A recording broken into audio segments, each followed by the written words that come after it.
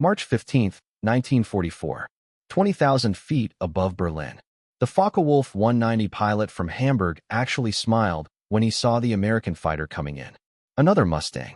The Germans had started seeing them everywhere. Long-range escorts with clean lines and a liquid-cooled engine that looked almost fragile compared to the brutal machines of the Luftwaffe. Sleek, yes. Fast, maybe. But to a pilot who had survived years of combat, the Mustang still looked delicate. The German ace had 17 bombers and 8 fighters painted beneath his canopy. He had fought Spitfires over France, Thunderbolts over Belgium, Lightnings above Italy. He knew American tactics. He knew their mistakes. This one would be number 9. He rolled inverted, beginning his attack run, sun at his back, gravity helping him build speed. The American pilot didn't react the way a veteran should have. No brake turn, no dive, no evasive roll. The Mustang kept coming straight in. Amateur move. The German lined up the shot. 400 yards. 300. His finger tightened on the trigger. That was when the American's nose lit up. 6 streams of .50 caliber fire converged into a single, roaring wall of lead moving at nearly 2,800 feet per second. There was no warning burst, no ranging shots, just instant, overwhelming fire. The Focke-Wulf disintegrated. Not caught fire. Not spiraled down. Disintegrated. The airframe came apart in pieces so small they looked like glitter in the sunlight. The pilot from Hamburg never knew what killed him. 1 second, he was lining up an easy victory. The next, his aircraft was confetti drifting across Germany. The American pilot, Lieutenant James Morrison of Ohio, barely felt the recoil through the control stick. He had fired for exactly 2.5 seconds. 200 rounds. The Mustang still carried over 1,000 more. The P-51 Mustang didn't look like a killer. That was the mistake the Germans kept making. They were used to American fighters that looked dangerous. The massive P-47 Thunderbolt with its thunderous radial engine. The twin-boomed P-38 Lightning that screamed menace from every angle. The Mustang looked almost British, graceful, narrow, efficient. Some German pilots called it the Pretty One. They stopped using that name after March 1944. The truth was hidden in the wings. 6 Browning. .50 caliber machine guns, 3 in each wing. Each gun capable of firing 800 rounds per minute. Together, they created a cone of destruction that could rip a bomber apart at 600 yards or turn a fighter into aluminum dust at 300. The ammunition load was enormous. 400 rounds in the inboard guns. 270 in the middle and outer positions. Nearly 1,900 rounds total. 15 to 18 seconds of sustained fire. That didn't sound like much until you understood what 15 seconds meant in aerial combat. Lieutenant Colonel John Meyer understood. The squadron commander from Pennsylvania had been flying combat missions since 1943. He had started in Thunderbolts, tough aircraft that could absorb punishment no other fighter could survive. But they drank fuel and couldn't escort bombers all the way to Berlin. The Mustang could. More importantly, it could hunt. April 8, 1944. Meyer led his squadron 30 miles ahead of the bomber stream. Doctrine said stay close. Weave above the bombers. Wait for the Germans to attack. Meyer ignored doctrine. Find them first. Hit them while they're forming up. Don't let them get organized. His squadron found 60 Messerschmitt 109s climbing near Leipzig, assembling for a head-on attack against the bombers. Perfect formation. Disciplined. Confident. They never saw the Americans coming. Sun behind them. Speed on their side. The Mustangs dove from above like dropped knives. Meyer opened fire at 400 yards. The concentrated fire struck the lead Messerschmitt like a sledgehammer. Its left wing tore clean off at the root. The aircraft snap-rolled and fell, taking its pilot down in a spin he could never recover from. Meyer's wingman, David White, a 22-year-old from Texas who had been working in his father's hardware store before Pearl Harbor, picked a target with a yellow nose. Probably a squadron leader. White fired a 3-second burst. 450 rounds. The yellow nose vanished in an explosion. The engine block, 70 pounds of steel and aluminum, ripped free and tumbled away. The rest of the fighter folded and fell in pieces. The German formation collapsed into chaos. Training evaporated. Suddenly 60 pilots were trying to understand where the attack had come from, how many Americans were up there, whether to climb or dive. In 4 minutes, Meyer's squadron destroyed 17 German fighters. The Mustangs hit, extended away, climbed back to altitude, and hit again, over and over, before the Germans could recover. Captain Donald Blakesley, a veteran who had been fighting Germans since 1941 with the RAF Eagle squadrons, had already learned something the Luftwaffe hadn't. Gun convergence mattered. Most pilots set all 6 guns to converge at 300 yards, 6 streams meeting at one point. Blakesley set his differently. Inboard guns at 250, middle guns at 300, outboard guns at 350. It created a layered wall of fire. Something had to fly through it. May 12, 1944. Blakesley caught a Junkers 88 bomber trying to sneak home at treetop level near Frankfurt. The German pilot flew well, jinking through valleys, using every fold of terrain. It didn't matter. At 200 yards, Blakesley fired a 4-second burst. 600 rounds. The bomber's tail came off first, then the right wing, then the left engine exploded. From first hit to impact, the entire process took 3 seconds. The mathematics were brutal. Each 50 caliber bullet weighed about 46 grams and left the barrel at nearly 2,800 feet per second. At 300 yards, it still carried enough energy to punch through an inch of steel. 1 second of fire put 80 bullets in the air. 2 seconds, 160. The bullets didn't just punch holes. The shock shattered structures feet away from the impact point. Fuel tanks split open even when rounds passed clean through. You didn't need to be perfect. You just had to be close enough. And the Mustang made sure you were. By the summer of 1944, German pilots were no longer laughing. They were surviving, when they could, by instinct, caution, and luck. The problem was that none of those things mattered anymore. The P-51 Mustang had changed the rules of air combat, not through clever maneuvering or romantic dogfights, but through something far colder. Mathematics. Lieutenant Robert Johnson from Oklahoma had been a mechanic before the war.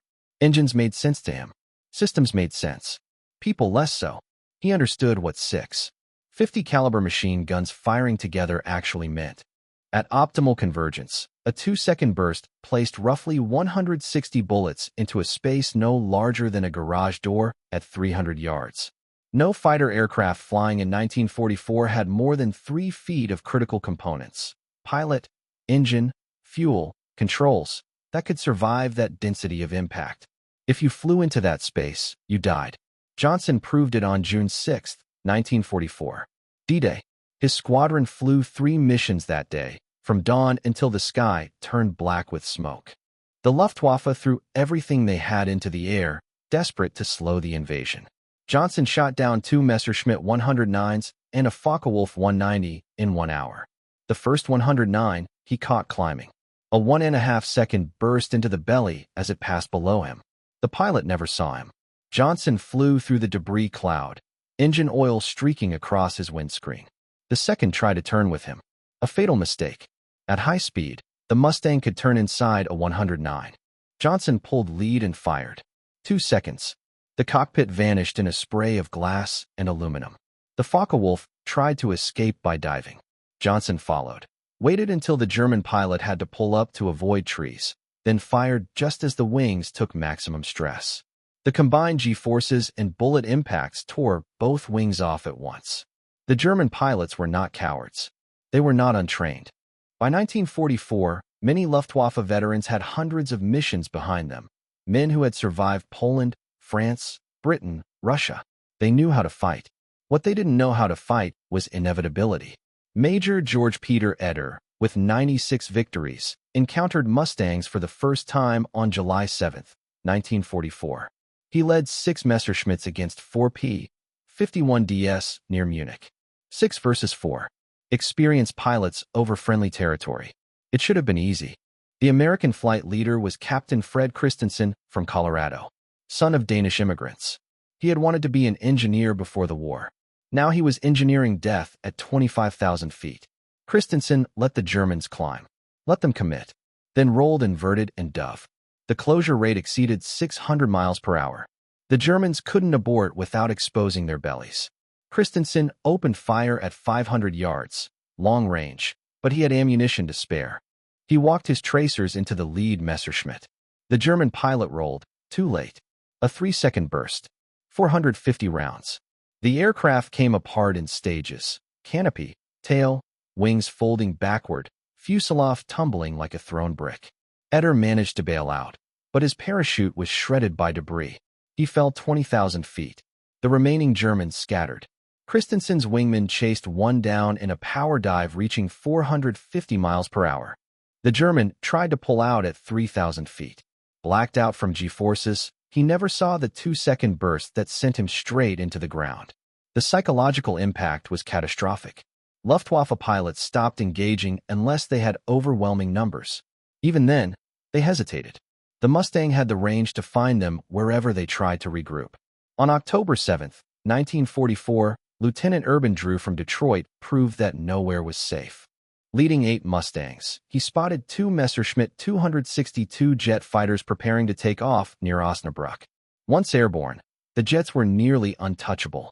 On the ground, they were vulnerable. Drew dove from 15,000 feet, hitting 450 miles per hour. The first jet tried to abort its takeoff. Too late. Drew opened fire at 600 yards and never let up. For seconds, 600 rounds. The jet exploded on the runway. The second jet lifted off with its landing gear still down. Drew's wingman caught it at 50 feet altitude. A 3-second burst sent it cartwheeling into the forest. By late 1944, German pilots had a saying: if you see a silver fighter, it's American. If you see no fighters, it's the RAF. If you see nothing at all, it's a Mustang about to kill you. Captain Ray Wetmore from California experienced this truth on November 27, 1944, near Frankfurt. Leading 4 Mustangs, he bounced 12 Focke-Wulfs escorting a reconnaissance jet. Perfect formation. Textbook spacing. It didn't matter. In 45 seconds, 8 German fighters were destroyed. Wetmore accounted for 3. His first target never saw him. A 2-second burst from 6 o'clock high. The tail separated completely.